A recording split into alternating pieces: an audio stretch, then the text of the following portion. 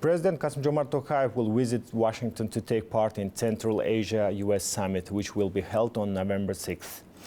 The high-level gathering underscores the growing importance of the regional format in advancing dialogue, economic ties and security cooperation between Central Asia and the United States.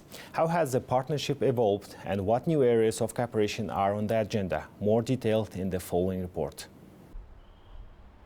The C5+1 dialogue platform, launched in 2015 in Samarkand under the initiative of then U.S. Secretary of State John Kerry, has become a cornerstone of cooperation between the United States and the 5 Central Asia countries. Over the past decade, 14 ministerial-level meetings have been held in Samarkand, Washington, Tashkent, Astana, and New York, as well as several virtual sessions during the pandemic years. Each round reflected the priorities of its time. Early discussions focused on regional security, while recent ones have shifted toward green economy, connectivity, and digital transformation. Throughout the years, dialogue has evolved from a diplomatic exchange into a strategic partnership mechanism shaping long-term regional stability and integration.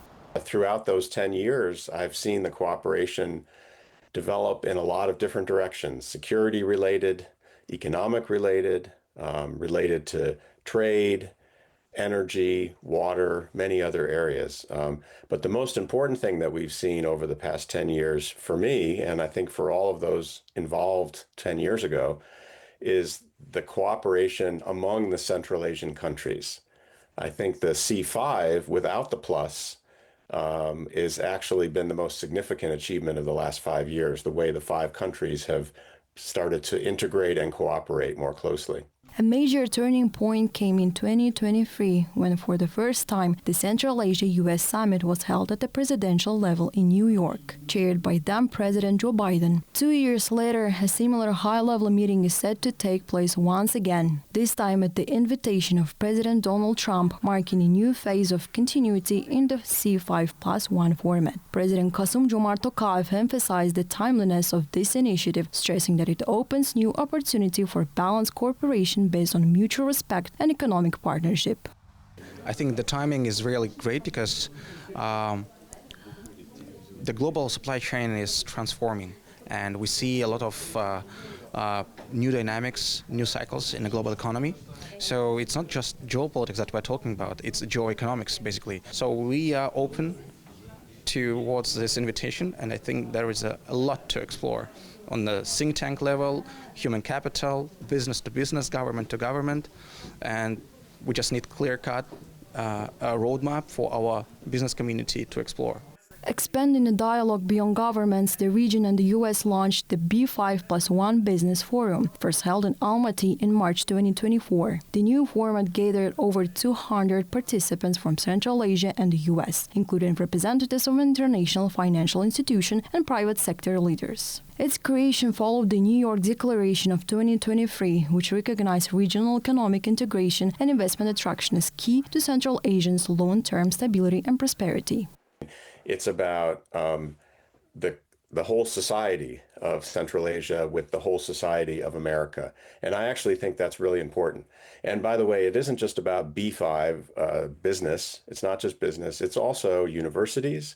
It's scientists and students and even tourists going back and forth. I think that this network of relationships between the United States and its people and Central Asian people is really important for the long term.